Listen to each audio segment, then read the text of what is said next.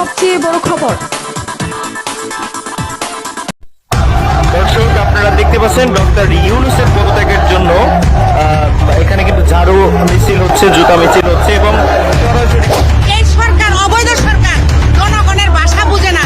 আমি থুতু মারিয়ে স্বাধীন দেশে, আমি থুতু মারিয়ে এই উপদেশটা যাতে নির্মম যোগ্যতা নাই।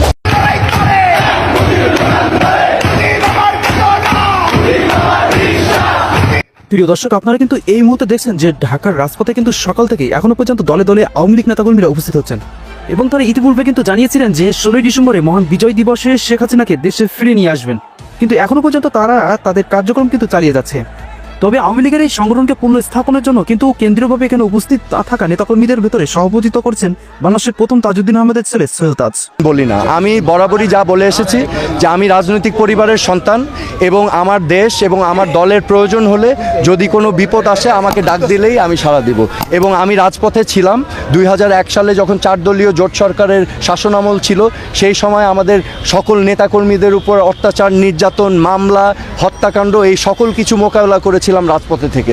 ঠিক সেভাবে আবার যদি প্রয়োজন হয় আমি রাজপথে থাকবো, গণতন্ত্রের জন্য, আওয়ামী লীগের জন্য, বাংলাদেশের জন্য।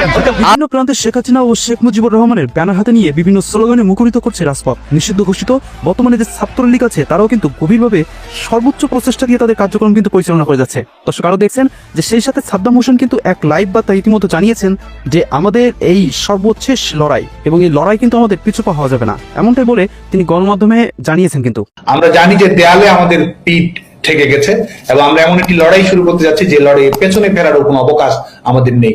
এই লড়াইয়ের একমাত্র গতিমুখ সামনের দিকে এবং এই লড়াইয়ের একমাত্র ফলাফল হচ্ছে আমাদের বিজয়। তবে এই সমাবেশকে কেন্দ্র করে কিন্তু দেশের সাধারণ জনগণের সাথে কথা বলে যেটা জানা যাচ্ছে যে দেশের সাধারণ জনগণ বর্তমানে শেখ হাসিনাকে আবারও কিন্তু পুনরায় ক্ষমতায় দেখতে চাচ্ছে এবং এই বাকশাল এবং স্বৈরাচারী সরকারকে খুব দ্রুতই উৎখাত করতে চায়, কারণ যে আশায় তারা প্রধানমন্ত্রী শেখ হাসিনাকে দেশ ছাড়তে বাধ্য করেছিলেন তার জন্য বর্তমানে একটি ষড়যন্ত্রের রূপরেখা হয়ে দাঁড়িয়েছে, এমনটাই কিন্তু জানাচ্ছে তারা গণমাধ্যমে। হাসিনার সময় অনেক দাম আছিল, আরো অনেক সবাই হস্তা করে দিছে, হাস্তার চোটে খাইতেও পারি। স্বাধীনতার গোষ্ঠী গিলে স্বাধীনতা, এটা স্বাধীনতা বলে? 50 টাকা জিনিস 100 টাকা হয়েছে, 20 টাকা জিনিস 40 টাকা হয়েছে, এটার কি স্বাধীনতা বলে? হ্যাঁ, আগের থেকে বেশি স্বৈরাচার অঞ্চল পাচ্ছে। কেন চাউলের দাম ঊর্ধ্বগতি, তেলের দাম ঊর্ধ্বগতি, সবজি কিনতে পারি না? স্বৈরাচার মুক্ত করে কি পেয়েছি ডাক্তার ইউনূস সাহেবের কাছে জানতে চাই। এখন তো আওয়ামী লীগ যদি ভোট করে তাহলে আমার মনে হয় আওয়ামী লীগ আবার আইব। এখন যে 3 মাসে যে মানুষের চেঞ্জ হয়ে গেছে মুডটা, রাস্তাঘাট বন্ধ হয়ে চিন্তায় মিন্তায়, এটার জন্য আমার মনে হয় আওয়ামী লীগে আইব। এখন যদি ভোট দেয়, আমরা তো এখন দেখতেছি যে সরকার আইছে, যে অনেক কিছু বলেছে যে অনেক কিছু করবো, এটা করবো সেটা করবো, এটা তো কিছু করে নাই। আগের সরকারের কাছে মনে করি ভিত্তি পারবো না, এর কোনো কথার কাজে মিল হচ্ছে না, এটাই হচ্ছে বড় কথা। ছাত্রদের কাছে অনেক আশা ছিল, কিন্তু ছাত্ররা এখন দেখছি যে ছাত্ররা তো ওই কাজে আর নাই। আগে যে উদ্যোগটা নিয়েছিল ওটা ভালো ছিল, কিন্তু এখন তার ওই জায়গায় নাই।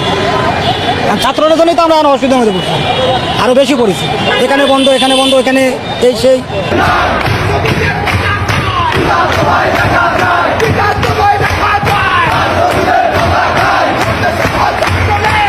সাথে আছি সম্রাট আসগার, এসএ নিউজ 24।